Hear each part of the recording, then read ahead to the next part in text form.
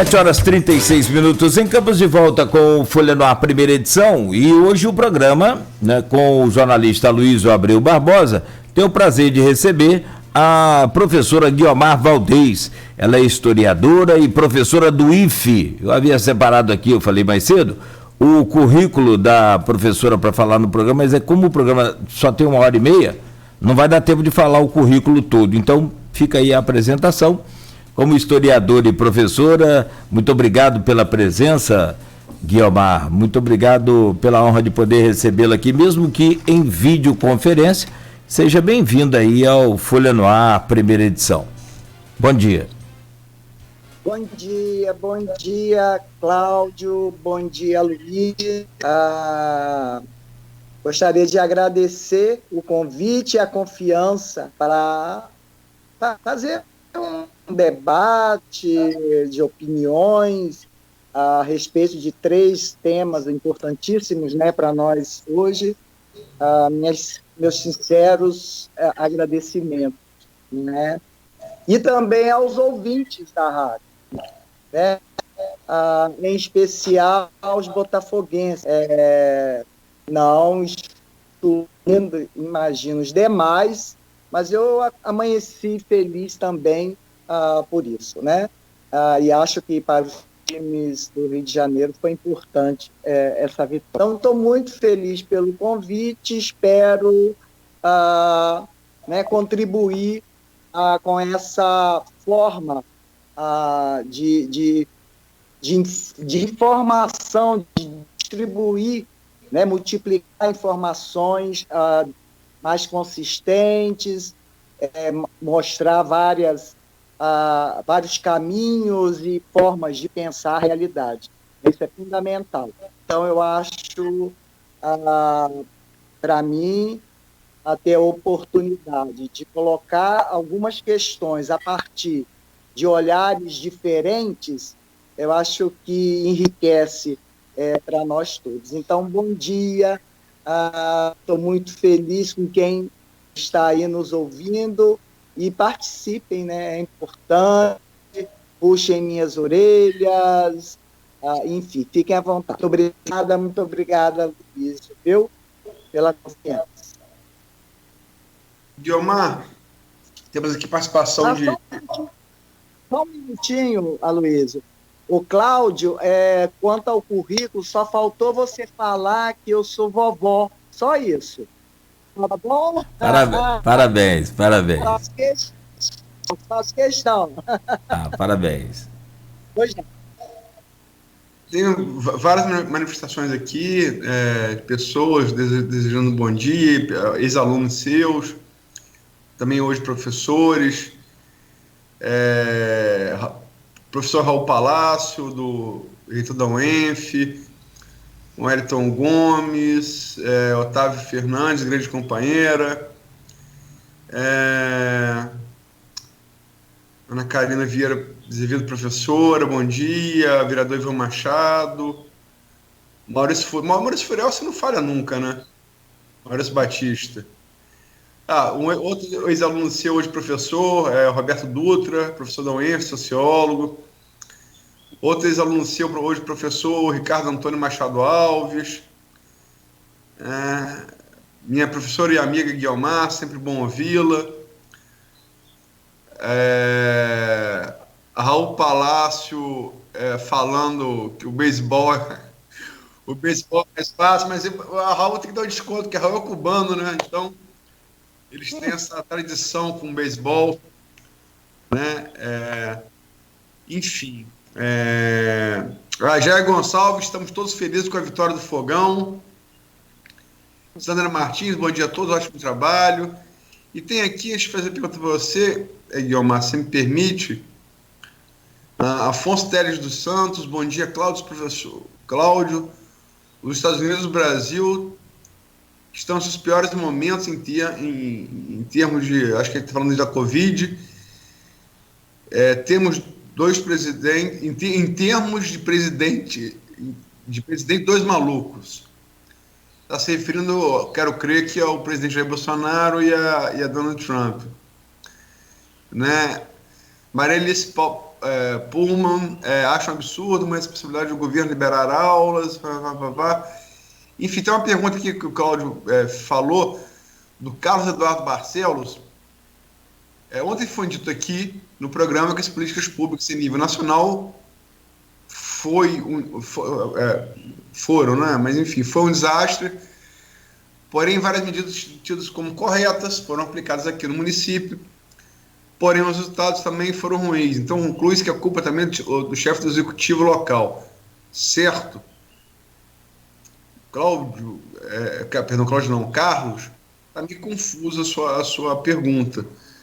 Mas eu acho que os números falam por si, né? O Brasil é o segundo país do mundo em número absoluto, em número de mortes, passamos da trágica cifra de 110 mil mortos, né? E não por acaso só somos superados pelos Estados Unidos de Donald Trump, né? E acho que o governo municipal tem vários motivos para crítica, o governo Rafael Diniz. Inclusive disse aqui na abertura do programa, antes do seu comentário, que só ter mandado a proposta de multa agora, R$70, é um desses erros.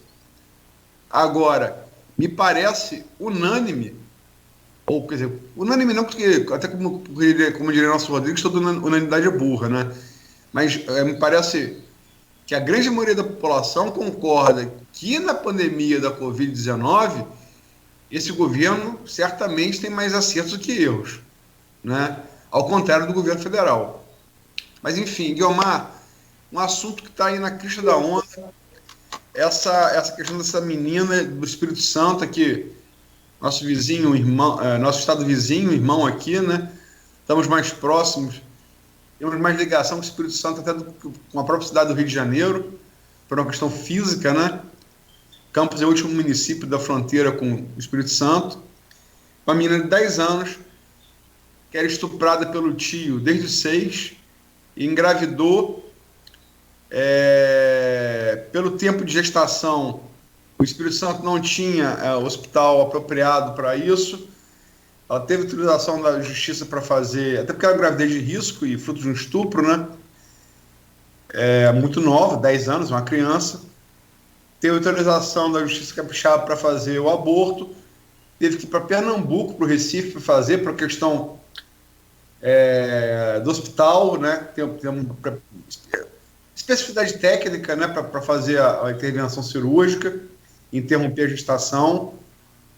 E foi alvo de uma militância dita cristã muito cruel, né?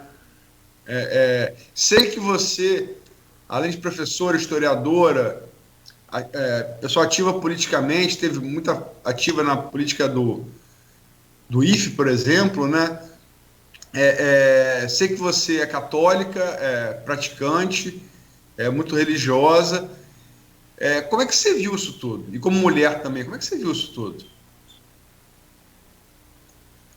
Vamos lá.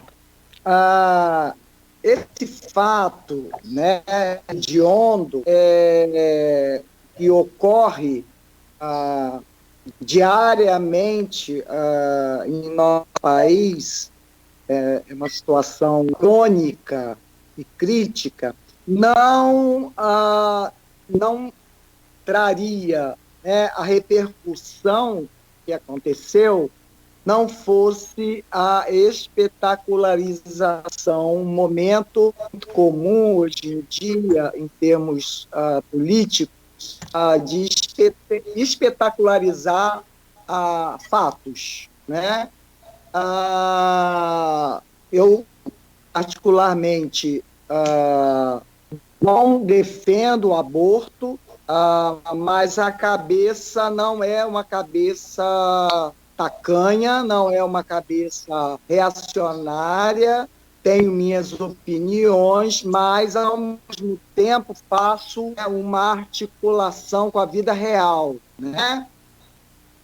Religião é religar. Tem uns que acham que é a palavra pronta e fechada. O religar, e aí, do ponto de vista religioso, mostra, inclusive, uma possível concepção dialética desse Deus desse Deus cristão. Portanto, e é nessa linha o meu raciocínio, que não é incompatível eu não defender o aborto por uma questão subjetiva, particular, e, ao mesmo tempo, defender uma legislação que acolha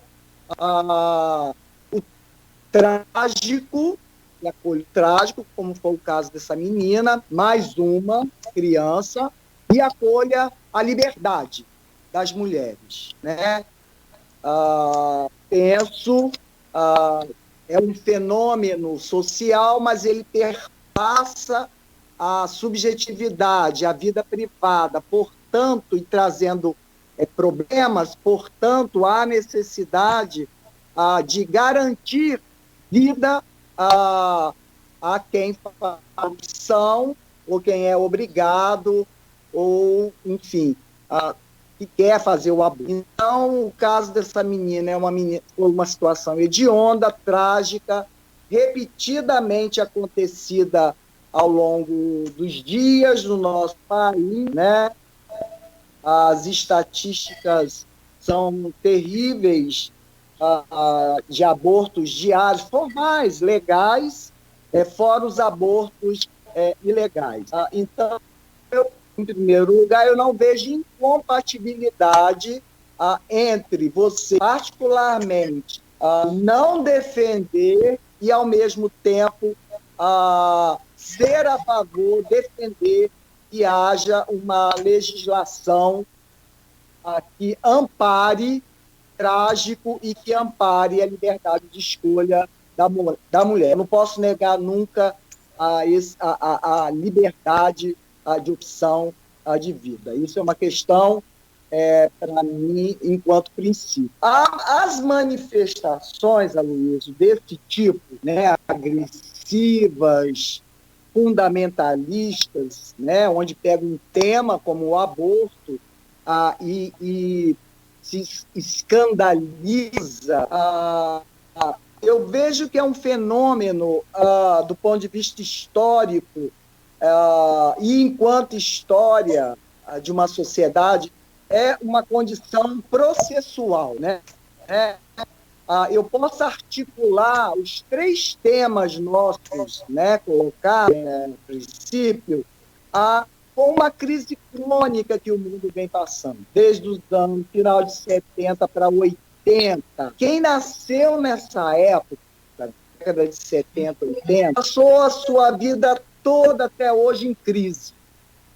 O sistema social que nós chamamos de capitalista, por exemplo, ele entra numa profunda crise e, óbvio, todo mundo, e ninguém escapa dessa até 20 de agosto de 2020. E de lá para cá, viver cronicamente em crise, você acaba por gerar, isso está muito bem estudado, do ponto de vista cultural, ou seja, do comportamento humano, muito estudado por Bauman, por Harvey, que chama, vamos resumir, apesar de haver debate, a condição pós-moderna.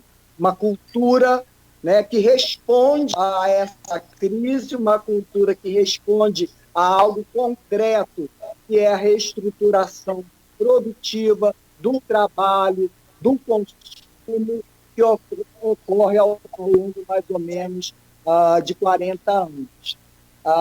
Então, algo, né, às vezes eu fico refletindo, né, a gente sai da Guerra Fria e o binarismo, ele continua, ele é alimentado, ele é reestruturado, né? O que a gente vê, né, do ponto de vista do comportamento político, para mim isso é política, eu reuni ir lá para frente do hospital e condenar, seja a menina, condenar o médico com palavras duras, é um reflexo deste mundo que nós estamos vivendo nos últimos 40 anos.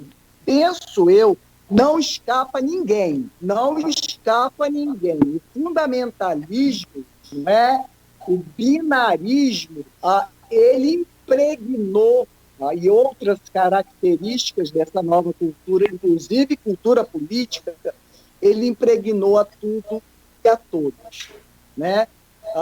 Portanto, eu observo esses movimentos, eles não me... eu posso estar sendo dura, mas eu gosto muito da razão também, muito, né? Eles não me surpreendem. E eu posso entrar em detalhes, caso vocês queiram, não é?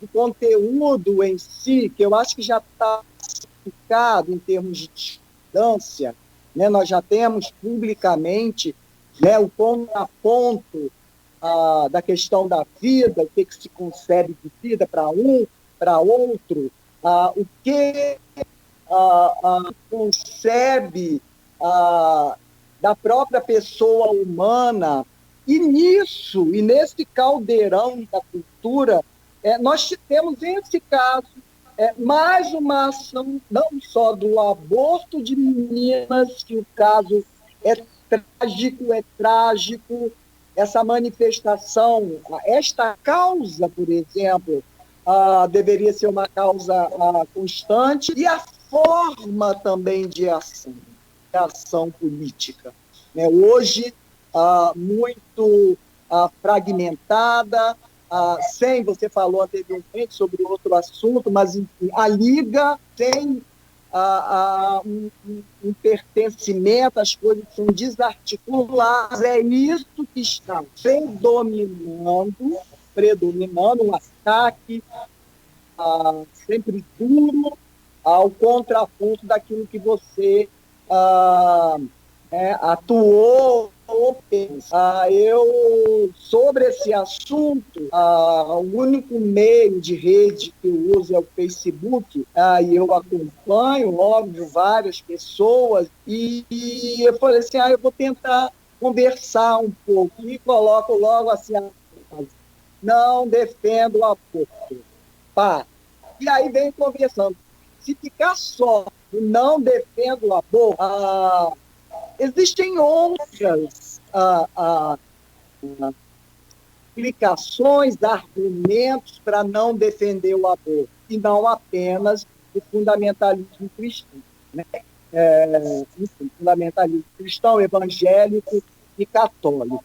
Quanto à questão dos cristãos, né, colocada aí como a presença, o ator principal de praticamente as igrejas cristãs, salvo, não sei nem se salva alguma, talvez salve grupos dentro de cada uma dessas religiões cristãs, protestantes, católicos, um desdobramento aí do protestantismo e dos evangélicos. Ali tem contradições, mas o que predomina é uma visão ainda profundamente reacionária, conservadora, misógina, que a gente teve a sorte, sei lá se é sorte, da eleição do Papa Francisco. Ainda não ouvi sobre o assunto específico aqui nosso, mas a própria CNBB se posicionou contrária, e eu uma pessoa, cidadã, cristã, formação católica, enfim, sobrevivente a partir da teologia da libertação, é ela que me segura, e o ateísmo não deu conta das minhas dúvidas, enfim, posicionamentos diante da vida, mas o meu posicionamento particular jamais vai ser dogmático, jamais sendo cristã com formação católica. Eu vou não olhar criticamente a realidade, seria uma incoerência minha. Portanto, é um pouco isso, Aloysio, que eu vejo hoje, uns movimentos. Eu pego da menina de 10 anos, assunto aborto, pego isso como uma referência a todos os movimentos sociais e movimentos políticos hoje. E isso, para mim, tem explicação, tem como compreender esse mundo binário, esse mundo tenso, esse mundo ressentido, né? O Bolsonaro, para mim, por exemplo, se tivesse o subtítulo, seria O Ressentido, né? Eu acho que ele nos representa um Brasil ressentido, enfim, com muito ódio, enfim, aí já eu estou partindo para outros assuntos, mas espero ter contribuído, Aloysio, na sua indagação e de muitos, não é? Ao mesmo tempo que defendo, que não defendo aborto, defendo uma legislação que assegure o trágico e a liberdade de escolha. Agora, a forma hoje espetacular, né? Espetacularização, está fazendo mal e acho infértil para muitas coisas. Serve apenas, você falou anteriormente, a crítica do Obama ao Trump, que um aspecto da crítica dele foi do ego. Isso, não foi? Que foi. Você falou, o ego inflado, não é? É um pouco também o que a gente vive do ponto de vista da psicanálise social, da psicologia social, diante dessa crise crônica, da insegurança que ela traz para nós, do desmanche, não é? Que acontece em pouco tempo, não é?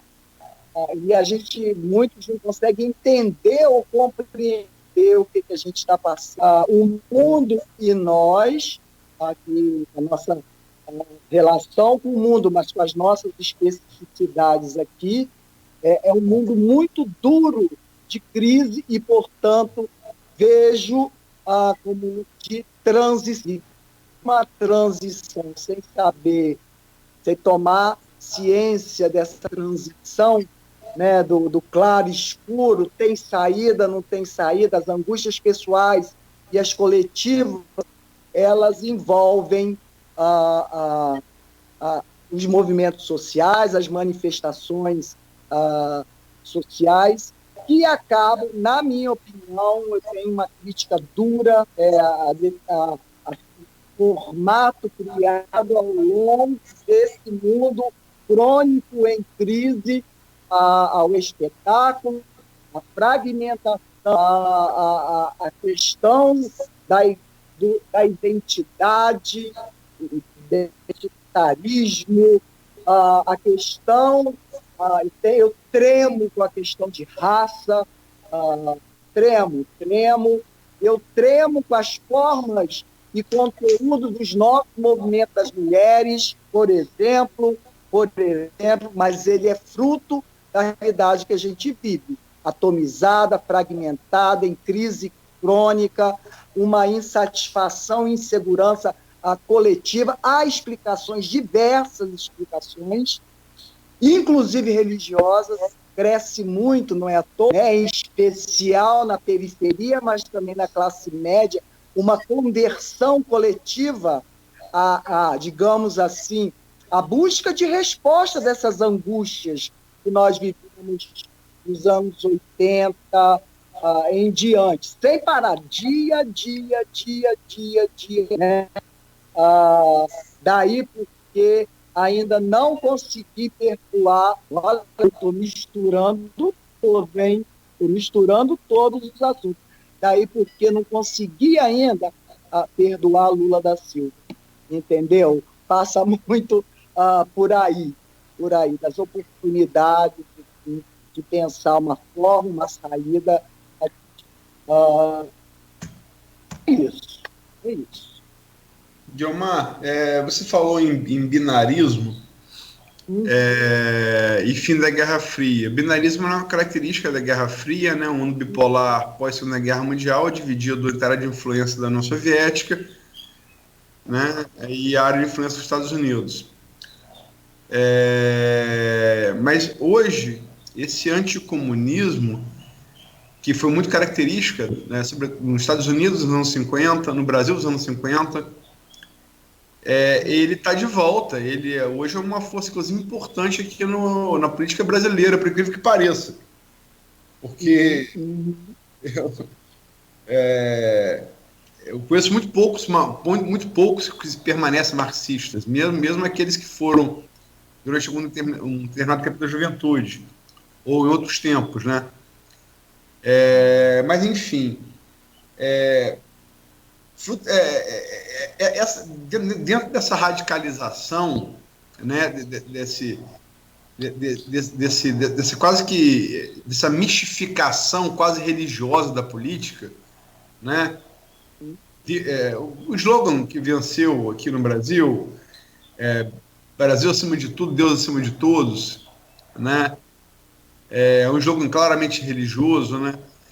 Mas como é que você vê nesse caldo de radicalidade manifestações como de uma colega sua de magistério, né, uma professora do Espírito Santo, que foi exonerada da escola onde lecionava, foi demitida, e parece que era da rede particular, que chegou a colocar em rede social que a menina talvez merecesse ser estuprada porque ele ficou 4 anos sendo estuprada pelo tio e não denunciou. E uma coisa como essa Sara Geromini, ou Sara Winter, que chegou a publicar o nome e o endereço do hospital que essa menina estava, fazendo com que sua legião de seguidores, vamos chamar de seguidores, para usar um substantivo, um adjetivo, né? Tentar ver alguma humanidade nessa gente, e foram para o hospital promover baderna, ameaçar invadir o hospital, né? Promovendo gritarias, uma menina que está com seu psicológico todo afetado, né? Comprometido. Como é que você viu isso? Olha, Aloysio, eu fiquei horrorizada, né?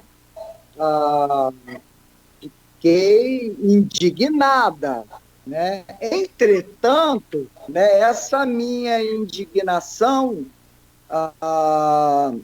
se dá por entender o processo, o conteúdo desse processo, por exemplo, de pedofilia dentro do Brasil, do aborto,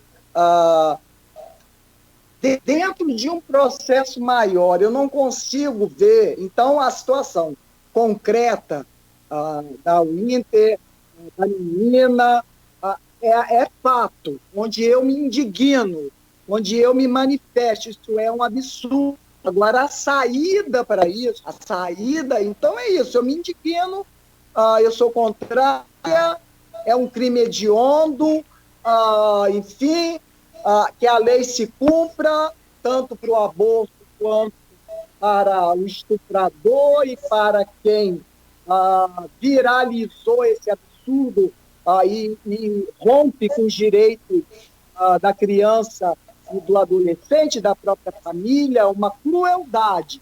É isso.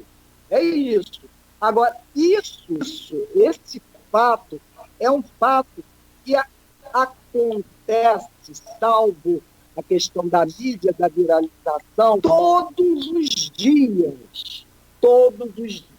no nosso país, todos os dias.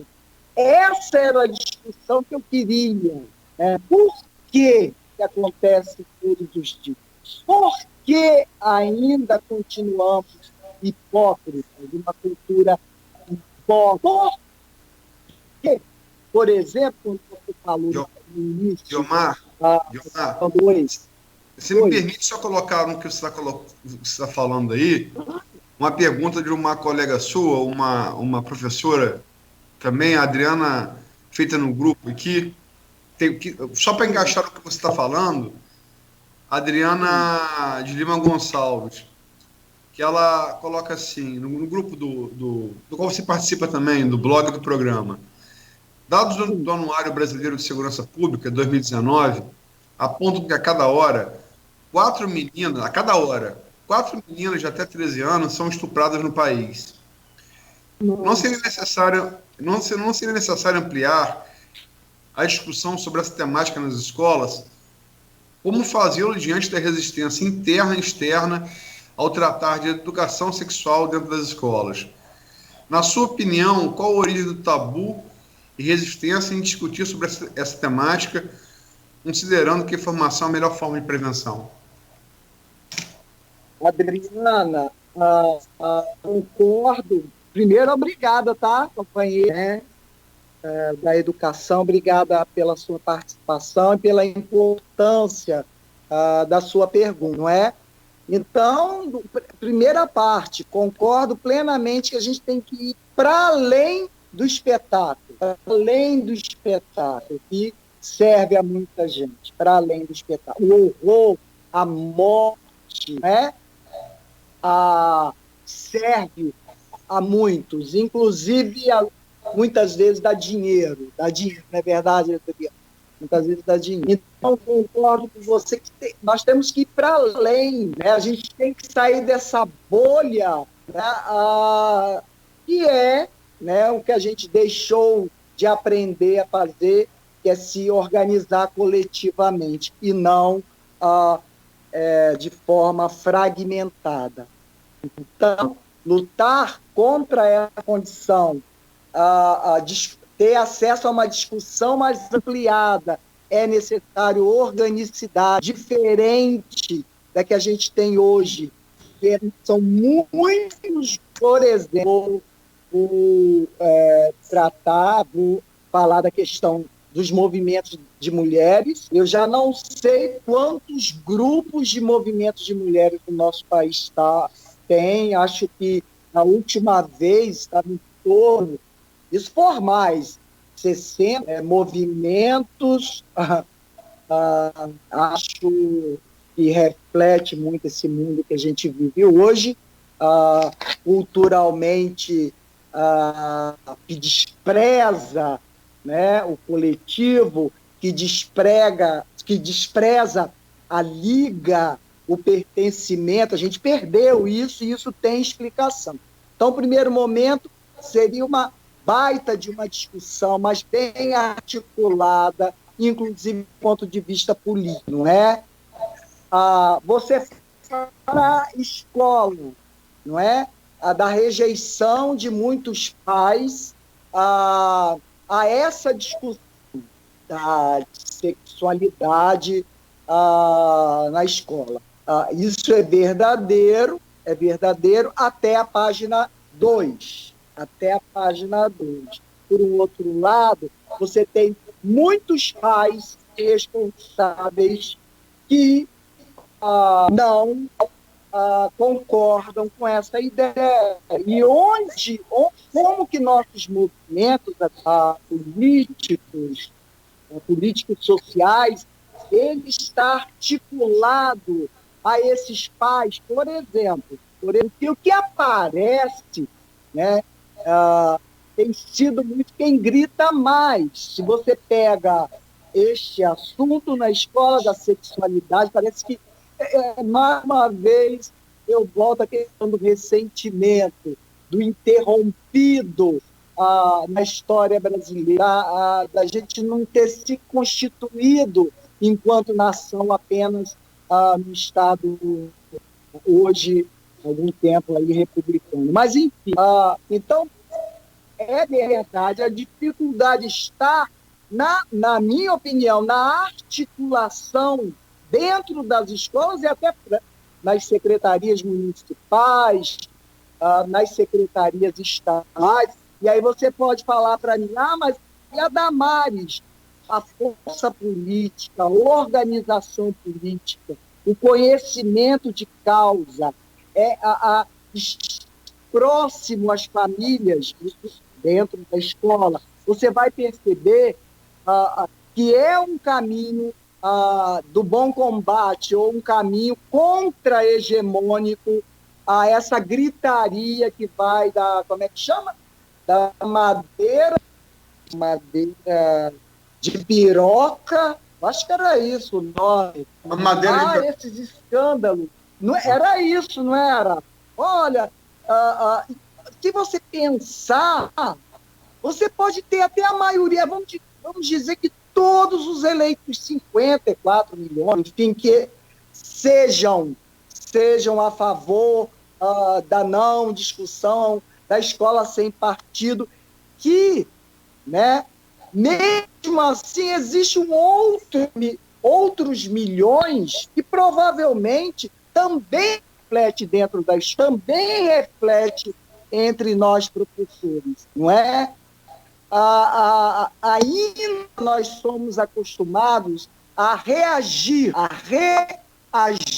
né, nessas questões. Eu venho observando isso. Agora, propor, formular, articular com quem pensa semelhante neste combate, por exemplo, é a questão da sexualidade nas escolas, e, de fato, há uma resistência interna e externa, é verdade, é verdadeiro. Agora, não basta constatar, não basta apenas panfleto, não basta apenas a denúncia, Adriana, né?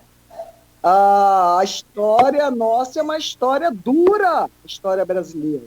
A democracia brasileira, ela é muito novinha, se eu olho os 500 anos, se eu olho, né, você também pergunta como romper com o tabu, porque esse tabu permanece. Você poderia ver para mim, Luiz, quando ela fala do tabu, por favor? Ela fala do tabu em relação a, na sua opinião, qual a origem do tabu e resistência em discutir sobre essa temática, considerando que informação é a melhor forma de prevenção contra o abuso abuso e estupro de meninas, né? Crimes hediondos. De meninos também, né?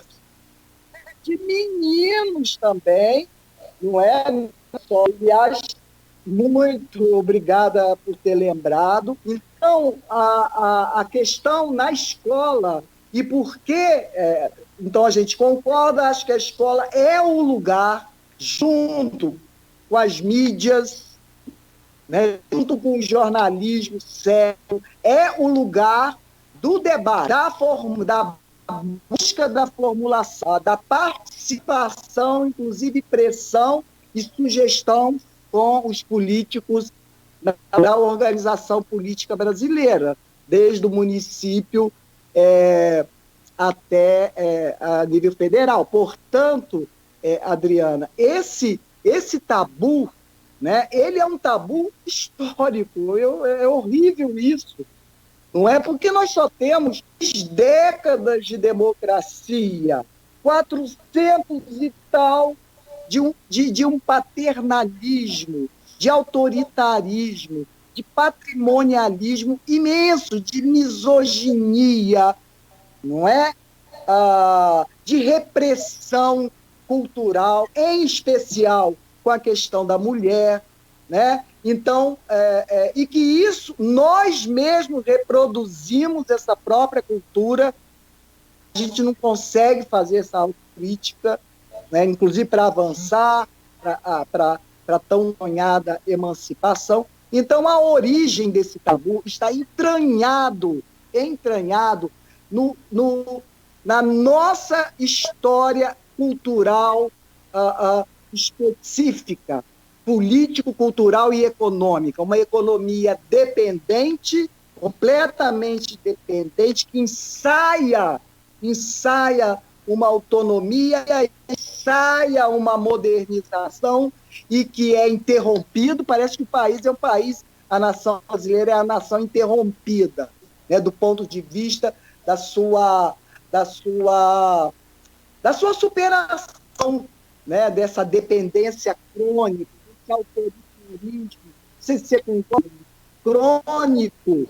E como hoje a perspectiva de tempo, né, a gente hoje parece que não consegue pensar num tempo médio, minimamente, parece o presente contínuo, é aquilo e pronto.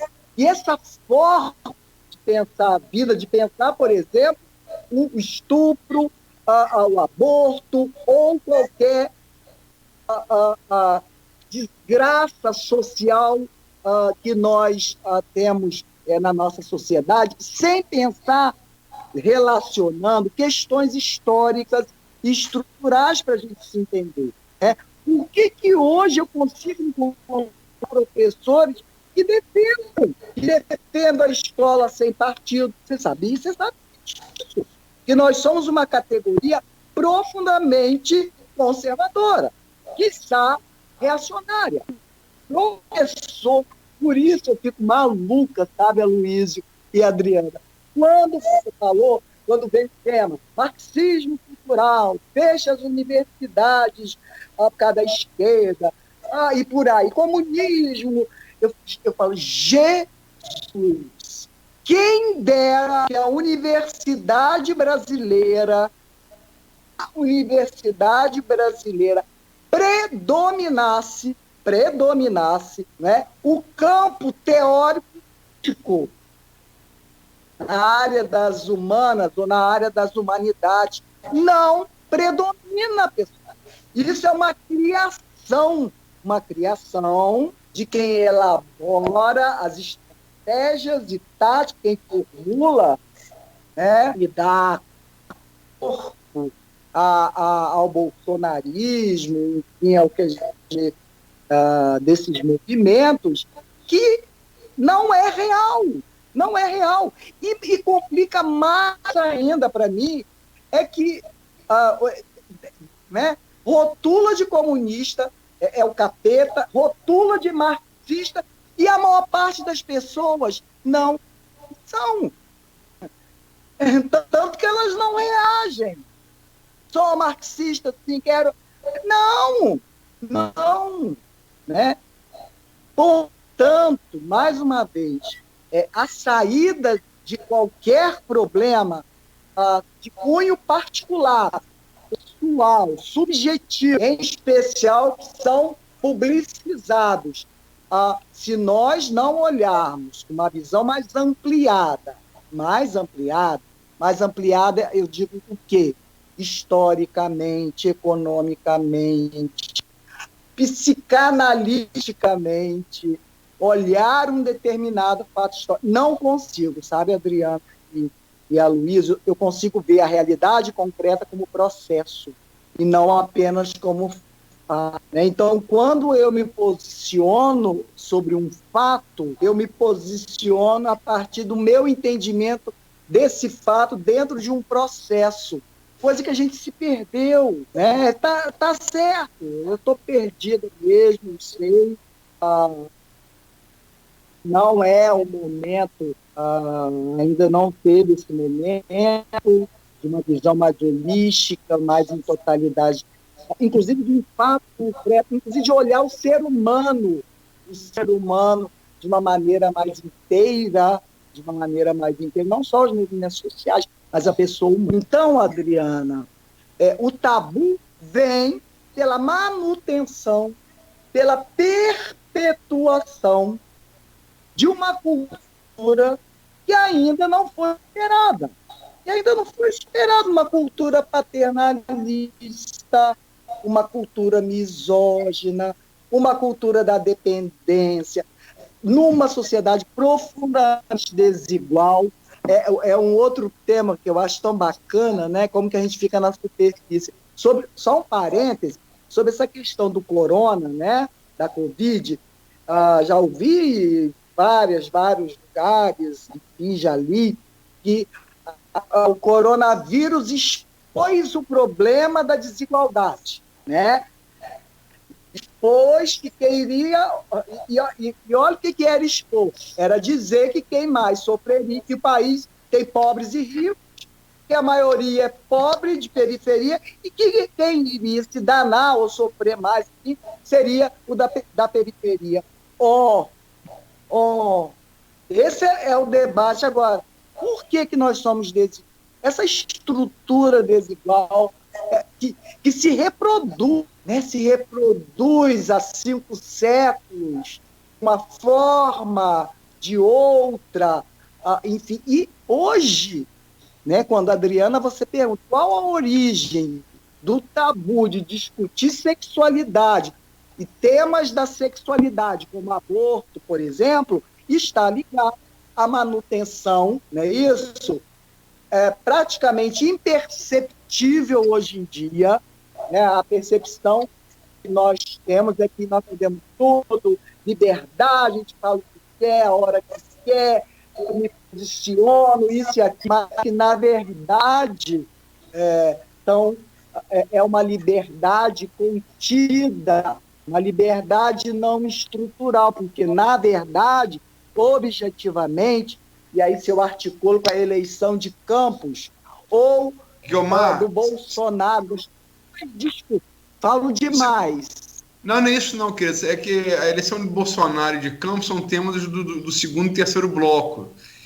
Então, eu pedi você para a gente deixar para o segundo e terceiro bloco não adiantar e dar aqui várias interações aqui nos comentários. Raul Palácio, não sei se ela sabe, mas ela foi professora da minha filha Natália. Paulo Henrique, bom dia, professor incrível, ele estuda botafoguense. Fabiano Seixas, a juventude sempre foi protagonista das lutas do nosso cotidiano. E as ciências humanas sempre foram balizadores da nossa formação intelectual, na formação intelectual de muitos. Afonso Teres dos Santos, oportuna presença da professora no programa diante do massacre da educação pelo governo federal desde o início do governo.